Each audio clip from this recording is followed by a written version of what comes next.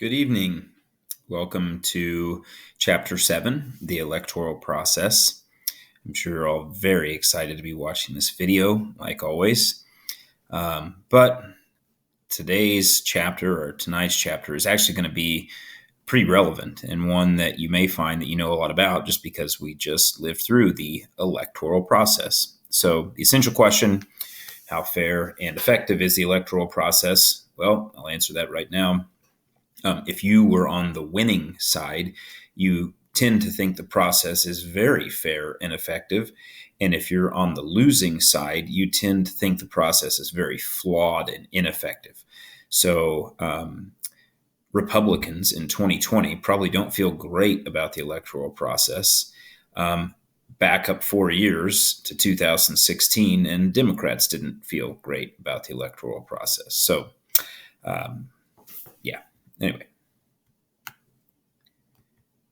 let's take a look at some stuff from Chapter 7. Now, this slide right here, this is one that I'm gonna tell you right now. I'm not going to explain everything on this slide, but the slide is actually really, really insightful and one that I would encourage you to take a look at because it goes through kind of a basic path that a person would take if they were to want to become president of the United States.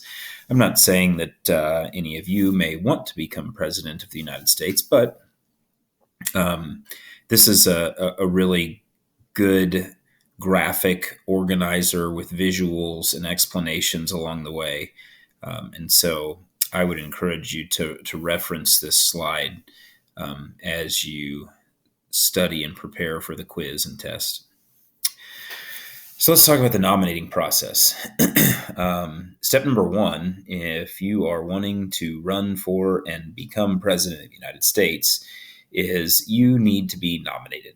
And what nominating candidates does, it actually helps Americans narrow down the total number of candidates. If you think about it, every single adult over the age of 35 who is a natural born U.S. citizen, those people are technically candidates for president, and so we need to know who to vote for. We need to narrow down that number, and so nominating candidates is how we do that. Now, typically, as it says on the slide, typically candidates self-announce in a way that they try to get as much media attention as possible. But you may see anywhere from 10 to 20 Democrats and 10 to 20 more Republicans announce that they're running for president in any given year. Now, the key is, how do we narrow it down to where there's one Democrat and one Republican? And that's what this slide really covers here. And so I want you to kind of keep that in mind. Like, if this is a funnel, imagine at the top of the funnel where there's just many, many candidates from each party.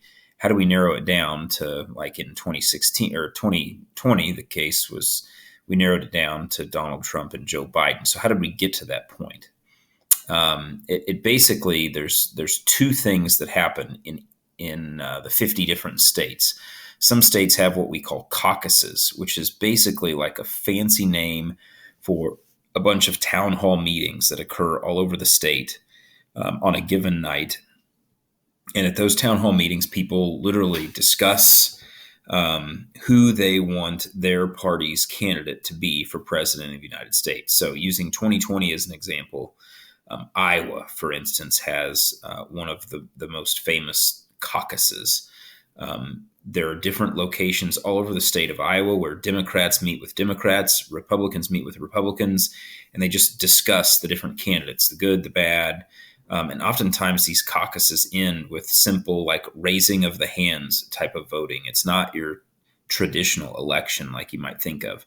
And caucuses were really popular back when populations were much smaller. Now, most states don't have caucuses. In fact, I think there's only 6 or so states that do.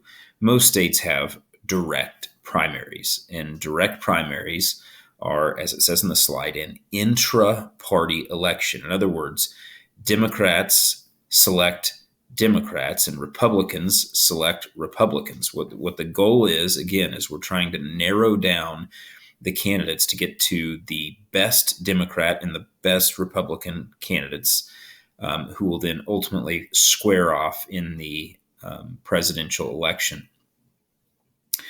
There's two different types of primaries. One is an open primary, where whenever you register to vote, you don't have to declare a political party affiliation. Missouri is an open primary state. So when you register to vote in Missouri, which hopefully you all will soon, when you register to vote in Missouri, you don't have to declare a political party affiliation, because we're an open primary state. So on the day of the primary election in Missouri, when you walk in, you will actually have to tell them, I want a Democratic Party ballot or I want a Republican Party ballot. It's not predetermined for you. In closed primary states, you have to declare a political party affiliation when you register. So when you show up to vote in a primary election, you don't get to decide on that day which ticket you want. You've already pre-selected that. So we have all these caucuses and all these primaries, and we're narrowing down the number of Democrats and Republicans. And each state holds their primary on different days. And so the season of primaries and caucuses actually lasts 5 or 6 months. And different states have their elections on different days, and we're narrowing down candidates. But what's happening is, as certain candidates are receiving more and more votes, others are going to drop out. It's very expensive to run for president. And so at this stage of the process, if you're not getting votes, people probably aren't writing you very big checks. And so people are dropping out of the race like crazy. Ultimately, we narrow down the candidate to the Republicans and the Democrats each have their own little national convention, and they name officially who their candidate is for president and vice president. They also will talk about their political party platform, but the national convention is really like a huge pep rally. In fact, they're kind of annoying to watch, because the candidate will get up and give a speech, and the entire crowd will cheer for 30 seconds, and the candidate will say 10 more words, and the crowd will cheer for 30 seconds. It's really quite annoying. But that's what the nominating process looks like. And then from that point forward, it plays out like what you guys just witnessed in the presidential election. You've got a month or two where the candidates will debate one another. You just witnessed it. So I'm not going to go into a lot of detail on that. Some things that will also sound familiar to you if you paid attention in class leading up to the election. Most election law is state law. I know that there was a lot of people who felt like some sense of shenanigans took place at the national level with the 2020 election. But the reality is, election law is primarily made at the state level. Congress does have the power to fix the, quote, time, place, and manner in which congressional elections are held, as well as the time for choosing presidential electors. That being said, the time, place, and manner is the first Tuesday following the first Monday in November in even-numbered years. So that's not like a mystery. It's not something that randomly changes to fit different schedules on different years. That's when it is. Ballots are required to be secret. Interestingly enough, the secret ballot has really only been an expectation for the last 100 years of American history. For the first about 130, 140 years of American history, ballots were not secret, so people could watch who you voted for, which is interesting. A couple of other important concepts when it comes to voting. One, absentee voting. Which is voting prior to the election day. This was in the news a ton this year because way more people voted absentee than typically do because of the pandemic. Every state has different absentee voting rules, which became confusing for people in 2020. But not every state has the same rules. So some states accept absentee ballots up until the day of the election. Some states have a window that's a little bit smaller, and you have to have your absentee voting done, um, a certain amount of time ahead of the election. Every state is different. I will give you an example. I voted absentee in Platte County, and I voted the day before the election, for at 4 o'clock in the afternoon. And all I had to do was walk in, and they asked for a reason why I was voting absentee. And my reason was it's just a lot more convenient for me to vote today. So you don't really necessarily have to have some sort of medical reason or some, whatever. They'll let you vote absentee just if it's more convenient, because obviously we want people to vote in the United States of America. The coattail effect, this is another vocab term that is important.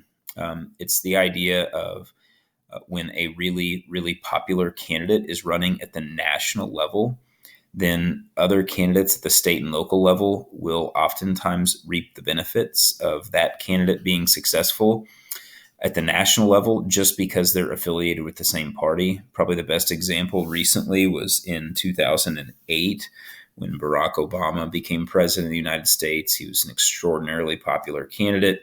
And so Democrats won a lot of elections at the state and local level just because he was so popular at the national level. So that's the coattail effect. The last couple of slides, you're going to see a lot of words on each slide. But it's really because I wanted to make sure, because they're difficult concepts, I knew me sitting here and talking about them wasn't going to be the most helpful thing. So I put a lot of words on the slides so that you could read back through the definitions if you needed to. Money in elections. So campaign finance. Obviously, candidates have to raise a lot of money. Elections are expensive. Candidates not only have to pay for things like advertisements, but they also have to spend money on campaign managers, a staff, etc. All of this spending and funding is regulated by something called the Federal Election Commission, the FEC. Whenever a candidate spends money, whenever a candidate receives money, all of that has to be reported, and all of that money is regulated, meaning that there is a very specific amount that is allowed for people to give to candidates as well. But something that has become a pretty important part of elections in the last really 25 years is the increase in soft money that is distributed during the election cycle. So hard money is pretty easy to understand. Hard money is any money that's given directly to a candidate by an individual or something called a political action committee. This is the money that's regulated by the FEC. This is, hey, Joe Schmo candidate hosted a fundraising dinner. I went and paid, $5,000 for my table. I know obviously where that money's going. It's going directly to Joe Schmo's campaign. Soft money is a little different. Soft money is money that is given not directly to a candidate. It's given to something called a super PAC, which I'll explain on the next slide, or a nonprofit 527 or 501c4 group. This is money that is not regulated by the FEC because it's not given to a candidate. Let's go ahead and go to the next slide so I can explain the difference. So, Political Action Committee is just an organization that is created to funnel money from different individuals to a candidate. That's hard money because it's going directly to a candidate. It's regulated by the FEC. But a super PAC is the same thing. It's a political action committee, but they are not tied to a specific candidate. Typically, they support a cause. Now, the reason why this can be confusing, and I'll say the same thing about the nonprofit organizations on the next slide, but the reason why this is confusing is because let's say that I really, really, really want,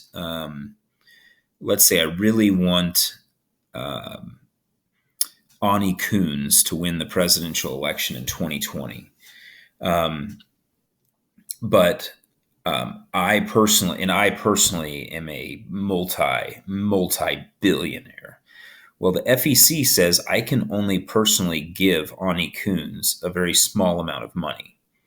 However, if I give money to a super PAC, let's say my super PAC is called Americans for a Bright Future, whatever.